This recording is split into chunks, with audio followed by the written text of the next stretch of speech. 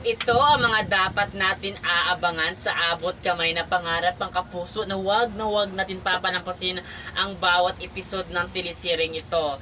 Ito nga si Moira, gagawa talaga siya ng kaguluhan.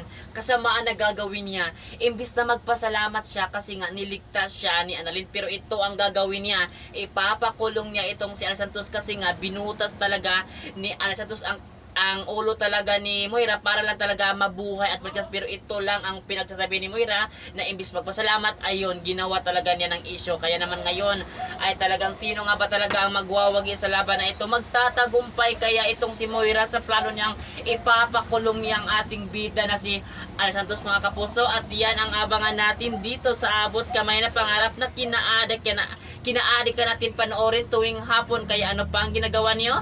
Lagi lang kayo makatutok dito. At itong sarili talaga na ina ni Ana Santos ay hindi siya papayag na makulong itong si Ana Santos kasi nga siya na ngayon tumulong, siya pa nagbukhang masama dito kay Moira. Kaya aabangan natin ito kung sino nga ba talaga ang manalo sa laban na ito. At saka ito ang kaso ni Moira laban ito kay Annalyn o si Annalyn na tumulong dito kay Moira pero ginawang masama lang ito ni Moira. Kaya yan ang abangan natin dito, kapuso, sa abot kamay na pangarap.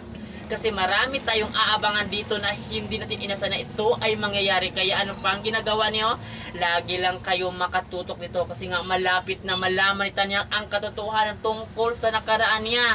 At dito na nga talaga mapagbayaran talaga ni Moira lahat ng kasama na ginawa niya, at yun ang pinakahihintay natin na mangyari. Kaya ano pa ang ginagawa niyo? Lagi lang kayo makatutok sa teleseryeng ito. At yun lang, mga kapuso, maraming salamat sa panonood. Thank you.